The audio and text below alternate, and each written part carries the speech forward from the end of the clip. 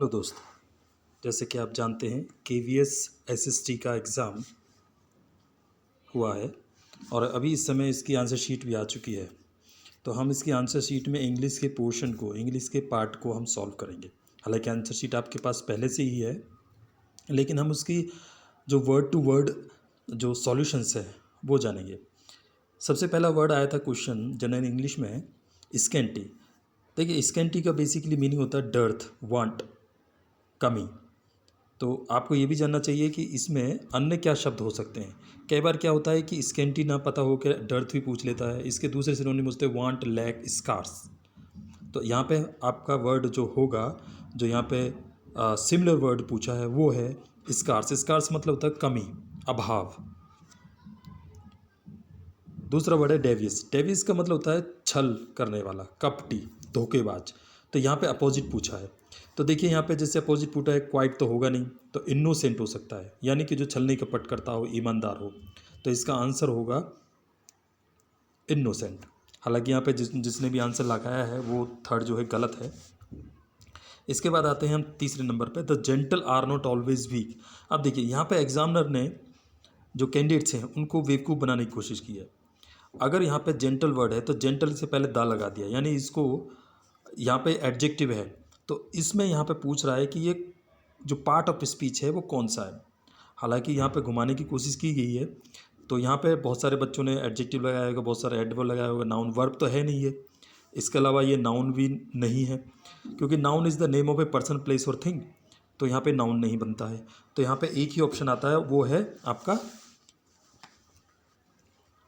Adjective, क्योंकि adjective की degree होती है जेंटल, जेंटलर। ठीक है। उसके बाद आते हैं she is eating an apple, fourth वाले ऑप्शन में। अब इस पे यहाँ पे पूछ रहा है कि इसको भाई आप पैसिव वॉइस में कन्वर्ट करो। तो देखिए, पैसिव वॉइस में कन्वर्ट करने से पहले आपको जानना पड़ेगा कि ये टेंस कौन सा है। तो ये प्रेजेंट कंटिन्यूस टेंस है। इसके अंदर आपका जो ऑब्जेक्ट है वो एन एप्पल है। अब जब प्रेजेंट कंटिन्यूस होता है तो उसमें एजेमार का प्रयोग होता है, प्लस वर्ब में जो है थर्ड फॉर्म लग जाती है, V3 आती है, पास्ट पार्टिसिपल फॉर्म आती है, प्लस बी इंग लग जाता है। तो इस तरीके से इसका जो ऑप्शन होगा, an apple is being eaten by her, क्योंकि शी का जो ऑब्जेक्ट होगा वो हर होगा, और an apple will be working as a subject in the option second. अब देखिए यहाँ पे घुमाने की कोशिश की गई है, हैज़ बीन कर दिया है, वाज ईटन कर दिया है थर्ड वाले में, चौथे वाले में वाज बीइंग कर दिया है। तो इस तरह से आप एक ही क्वेश्चन के अंदर में कंफ्यूज करने की कोशिश किया गया है। लेकिन हालांकि जो बच्चे पढ़ते हैं अच्छे से, जिनको पता है एक्टिव वॉइस के बारे में, पैसिव वॉइस के बारे में, वो इसको इजीली कर लेंगे। अगर जिनको नहीं पता है तो वो मेरी डिस्क्रिप्शंस को समझ सकते हैं। पांचवा वाला आता है केवल said, Lata, why are you working so hard. अब देखिए, इसको नरेशन में बनाना है, यानी इनडायरेक्ट स्पीच में कन्वर्ट करना है, इनडायरेक्ट नरेशन में यहाँ पे दिया गया है। तो इसके ऑप्शन जो बनेंगे वो चार ऑप्शन नीचे हैं।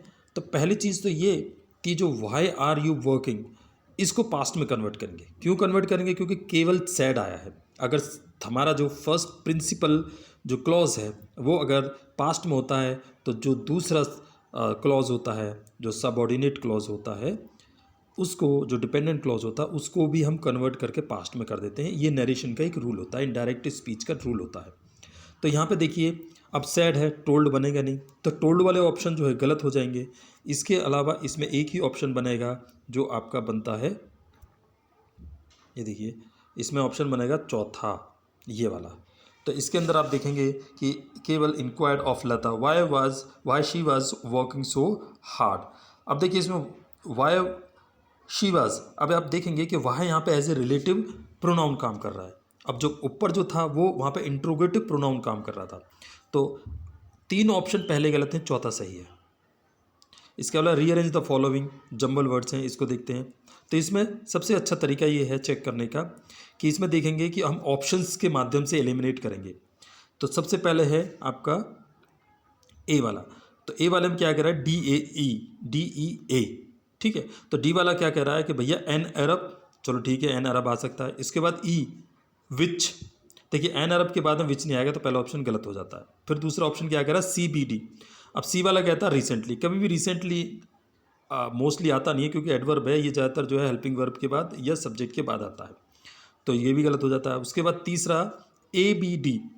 तो ए बी डी क्या कह रहा है, यानी बॉट इज, तो ए वाला भी ऑप्शन पहले जो है आपकी मेन वर्ब नहीं आएगी। तो अब हमारे पास इस एलिमिनेशन राउंड से बचता ये है कि हमारे पास ऑप्शन फोर्थ बचता है, तो इसका आंसर 4 होगा। उसके बाद सेवन्थ आएंगे। देखिए सेवन्थ वाला भी सेम उसी तरीके से जिस तरह से हमने ऊपर किया है। तो इसमें क्या होगा, Sarita told me that she is going to Mumbai. अब देखिए इसमें एक आपको सेलेक्ट करना है जो गलत है।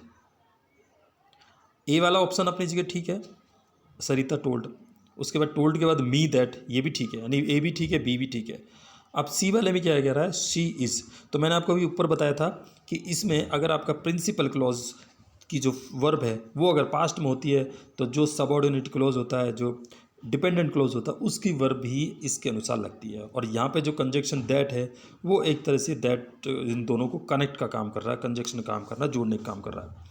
तो यहाँ पे ऑप्शन 3 यानी कि जो शी इज़ की जगह होगा she was going to Mumbai. 8th वाले में देखते हैं, identify the tense in which the sentence given below is written. अब नीचे का जो सेंटेंस दिया है इसको हमें पहचानना है कि किस सेंटेंस किस टेंस में दिया है। His silence will prove his guilt. अब देखिए पहला पहचानने का तरीका विल है, तो यहाँ पे आ जाएगा फ्यूचर। तो फ्यूचर कौन सा है, फ्यूचर सिंपल फ्यूचर है, तो सिंपल फ्यूचर थर्ड ऑप्शन में है। अब आप जानते हैं क्योंकि प्रेजेंट वाले में आपका वर्ब की जो है फर्स्ट फॉर्म आती है, ठीक है। अब ये तो होगा नहीं, सिंपल फ्यूचर बिल्कुल होगा।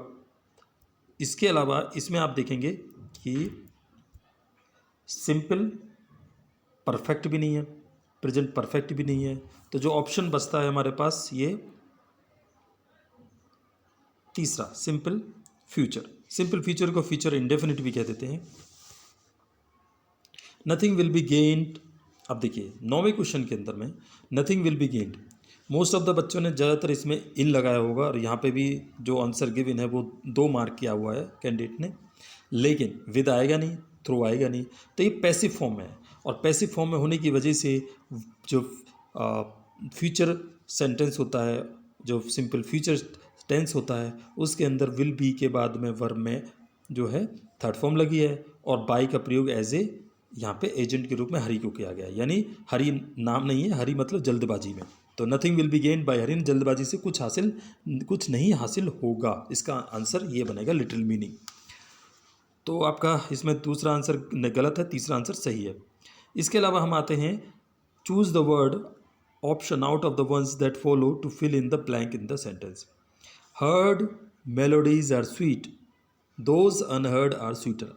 अब देखिए इस वाले सेंटेंस में 2 अपोजिट आइडियाज़, 2 अपोजिट बातें की गई हैं। So here are 2 opposite things, 2 opposite ideas put together. In that case we don't use and, we don't use for, and yet जो होता है वो किसी रिपरकशन के लिए, किसी कॉज को बताने के लिए, किसी कंसिक्वेंस को बताने के लिए होता है। तो यहाँ पे 4 ऑप्शन के माध्यम से आपको समझ में आया। तो हम यहाँ पे ऑप्शन लगाएंगे बट, क्योंकि बट 2 डिफरेंट नेचर के स्टेटमेंट्स को कनेक्ट कर रहा है। तो यहाँ पे ऑप्शन होगा आपका दूसरा। आई होप आपको ये समझ में आएगा होगा। अगर आपको वीडियो अच्छी लगी है तो इसे ज़रूर बताएं, और कुछ कमी हो तो भी बताएं।